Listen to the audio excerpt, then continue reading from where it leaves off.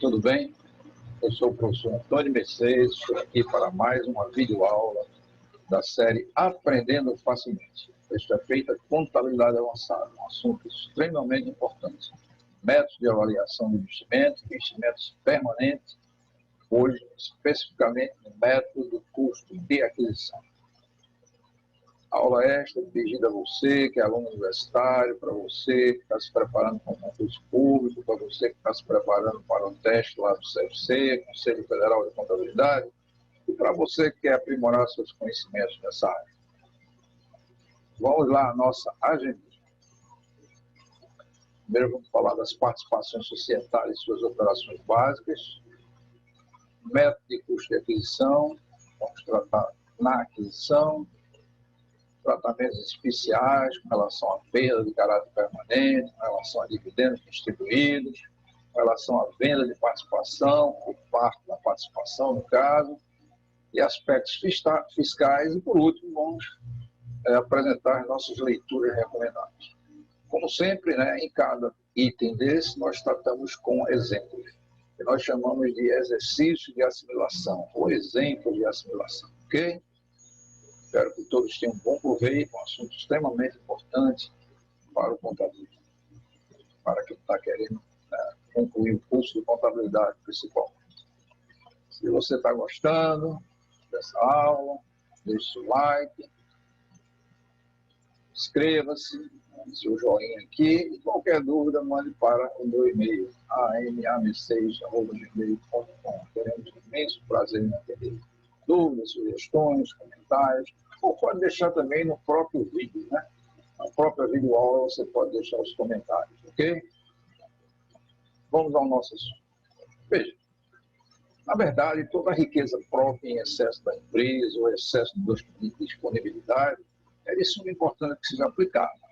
Como nós vimos em aulas anteriores, ela pode ser aplicada em aplicações financeiras de liquidez imediata, investimentos temporários ou investimentos permanentes. No nosso caso, hoje, nós vamos tratar investimentos permanentes.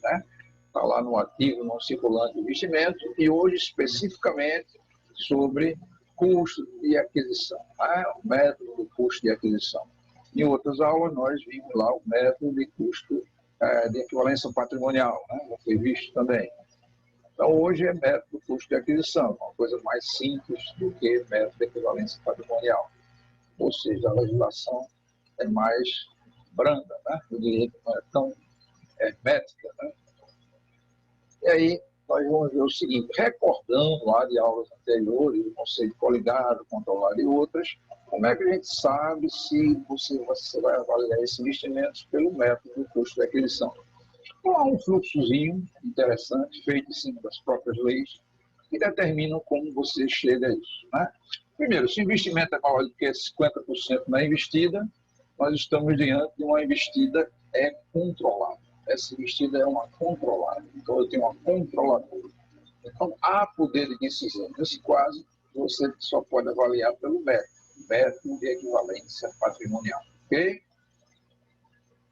Se, evidentemente, é menor ou igual a 50%, aí você tem que fazer outro testezinho importante. O investimento é maior ou igual a 20% do capital votante, olha, capital votante, ações ordinárias da investida.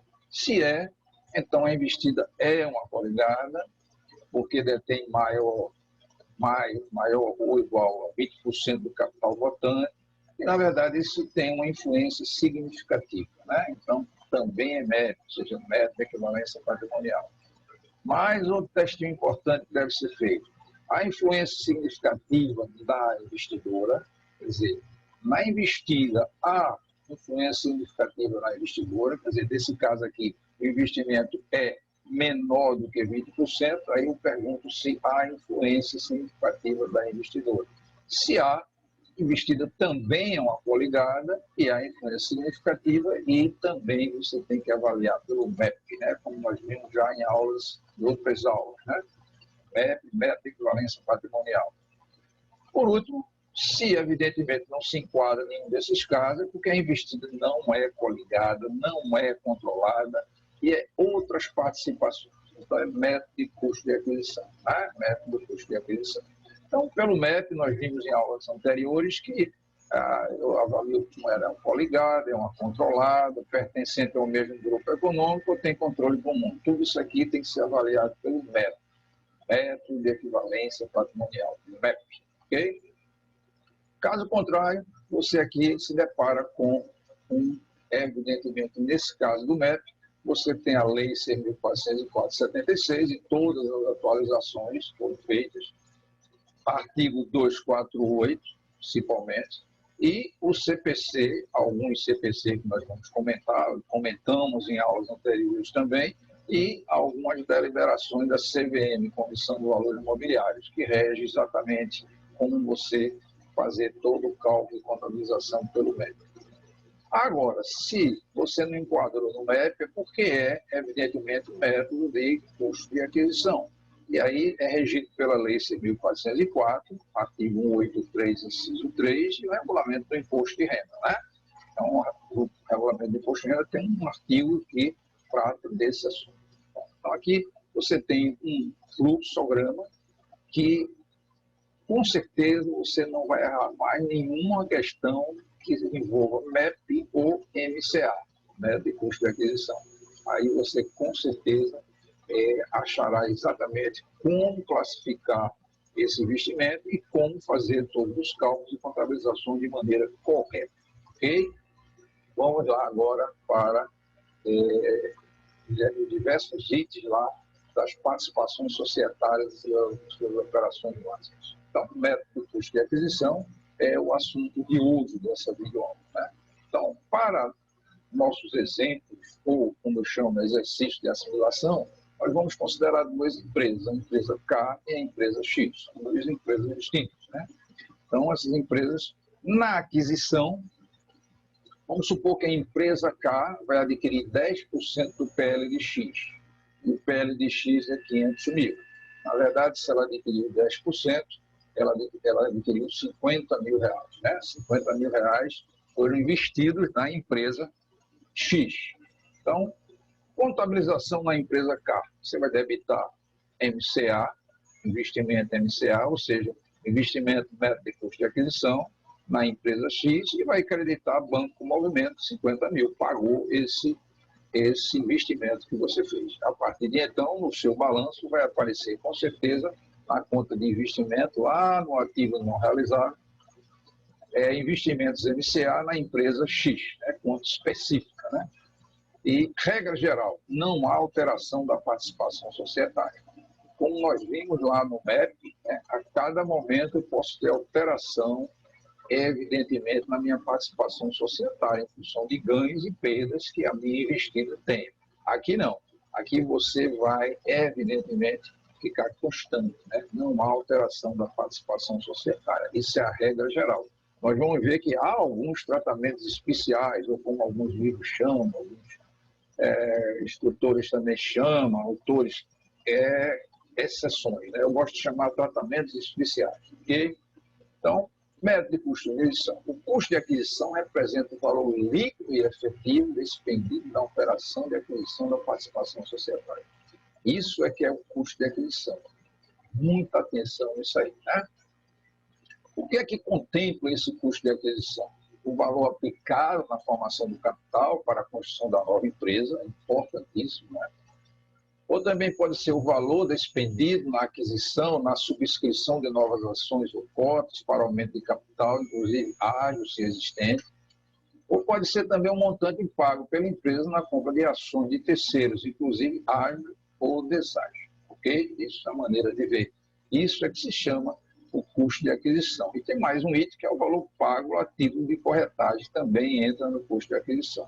Esse conjunto de coisas é que define o que é custo de aquisição. Então, se tiver alguma dúvida, você vai ver exatamente em qual desses casos, evidentemente, se enquadra aquele investimento que você fez. Lembrando que o título pago de corretagem também é tratado como custo de aquisição. Quais são os tratamentos especiais que nós temos, ou exceções, como queira chamar, né? Primeiro que a gente trata é perda de caráter permanente, é uma perda de difícil recuperação. Então, comprovadamente, essa perda eu não posso recuperar. Dividendos se distribuídos até 6 meses da data de aquisição. Também é outra exceção que a gente tem que tratamento especial que vai mexer, vai alterar o meu investimento. E outra é a venda de parte da participação. Observe que eu coloquei venda de parte, porque se eu vender todo, não tem mais participação nenhuma. Né? Então, primeiro caso, perda de caráter permanente, perda de edifícios e recuperação. Né? Como é que é isso? Recuperação judicial, falência decretada, prejuízos substanciais não cobrados por seguro, não cobertos por seguro, prejuízos acumulados por períodos consecutivos. Tudo isso visa atender o ciclo da prudência, né? E tudo isso é outras despesas por classificação. Então, voltando ao nosso caso específico, a empresa K tinha adquirido R$50 mil na empresa X, ou seja, 10% do PL dela. E como é a contabilização, evidentemente, de uma perda, né? Vamos supor que no período houve uma perda aí de R$10 mil, né? Então, houve uma perda, quer dizer, como eu tenho caráter aí de 10% do PL, então houve uma perda e eu preciso registrar essa minha perda, né? E a minha participação nessa minha perda é R$10 mil. Então, resultado, perda de caráter permanente na empresa X, vou debitar, e vou acreditar provisão para perda permanente na empresa X. Evidentemente, se por um acaso, é muito difícil no caso desse acontecer, evidentemente, a recuperação dessa empresa, né? A empresa voltou, aquela perda não foi concretizada e tudo mais, você pode fazer uma reversão dessa perda, né? E aí, no seu ANC, ou seja, no ANC da empresa K, né, você tem investimentos MCA na empresa K era 50 mil e fez uma provisão para perda de R$10 mil, tá? Provisão para perda permanente na empresa X de R$10 mil. Essa é a contabilização correta que deve ser seguindo os princípios contábeis. Então, admitindo que houve uma perda, e essa perda, a parte que me coube foi R$10 mil, então eu tenho que registrar na contabilidade esta perda, né? Então, primeira exceção tratada, e aqui tem um exemplozinho, o exercício de assimilação, tá? Segundo caso, dividendos se distribuídos até 6 meses da data de aquisição, né? Então, continua ainda com a empresa K, adquiriu 10% do PL da empresa X e assim por diante. E vamos supor que essa empresa vai distribuir R$5 mil de dividendos. Né? Então, na verdade, como eu tenho 10% do PL dela, na verdade eu tenho direito aqui, a empresa K vai ter direito a 10% de 5 mil, ou seja, 500 mil, né? R$500 no caso, R$500. Então, qual é a contabilização correta para ser feita na empresa K? Regra geral, se recebidos após 6 meses da data de aquisição, se esses dividendos estão sendo recebidos após 6 meses da data de aquisição, você tem um reconhecimento do direito de dividendo, você vai ter dividendos a receber da empresa X, debitado, é um direito seu, né, na empresa K, e creditar receita de dividendo na empresa X, ou seja, entrou como receita, né? Aqui está no ativo circulante, aqui está na conta de resultado.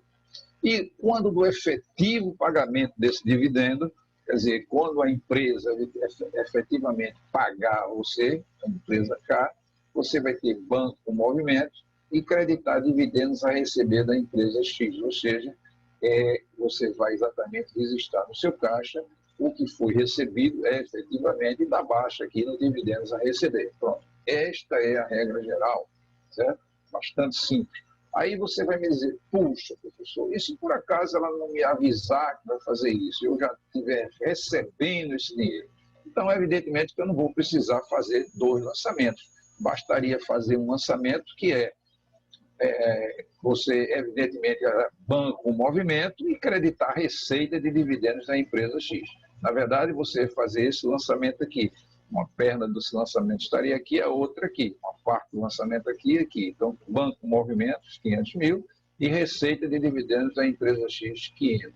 Ok? Então, você começa a perceber que quando você é avisado que vai receber esse dividendo, e você tem um reconhecimento desse direito, então você pode fazer esse lançamento. Caso contrário, você não tenha sido avisado e já está recebendo, a maneira correta e mais prática é você debitar banco com movimento e creditar dividendos na empresa X, ok? Então, vamos lá, e lembrando, né, que essa receita de dividendos é uma receita operacional, ok? Final, a gente vai tratar os aspectos fiscais envolvidos nisso, né? Então, a empresa X, K, tem investimento na empresa X e dividendos se distribuídos até 6 meses da data da aquisição, tá? Então, vamos ver o mesmo caso aqui. Agora, como é que acontece se esses dividendos, essa cessão, distribuídos em até 6 meses da data da aquisição? A legislação é bem clara. Se isso acontecer, é como se você tivesse comprado as ações já com direito a essa bonificação, né? Já com direito a esse dividendo. Então, na verdade, a contabilização é um pouco diferente. Você vai botar dividendos a receber e vai botar investimentos MCA na empresa X. Então, nesse caso, eu comprei as ações e nelas já estava embutido esse dividendo que eu iria receber. Então, na verdade, eu preciso deduzi-lo, tá? Então, o correto é dividendos a receber e investimentos MCA na empresa X, né? E o investimento MCA na empresa X, em lugar de ser 50 mil, se foi nessa situação, eu recebi antes, então passa a ser 49.500. Por quê? Porque os 500 já estavam embutidos naqueles 50. É alguma coisa. Quando eu comprei, eu já sabia que eu estava comprando o direito desse dividendo também. Então, eu tenho que deduzir do meu investimento, tá? A regra é bem clara, principalmente em se tratando desse artigo 380 do decreto 3.026 de março de 99, que ainda está em vigor, né? Regulamenta a tributação, fiscalização, arrecadação, administração do imposto de renda e proventos de qualquer natureza, né? Então, vamos lá. Esse subseção 3, rendimento e participação societárias, tem lá, evidentemente, esse artigo que diz o seguinte: os lucros ou dividendos recebidos pela pessoa jurídica em decorrente de participação societária, avaliado pelo custo de aquisição, importantíssimo aqui frisar, para a gente não ter dúvida, tá vendo? Custo de aquisição, tá vendo? Adquirida, né? Participação até 6 meses antes da data da respectiva percepção dos dividendos, serão registrados, olha, tá vendo? Pelo contribuinte, no caso específico a empresa que a gente está tratando cá, com diminuição do valor do custo, né? E não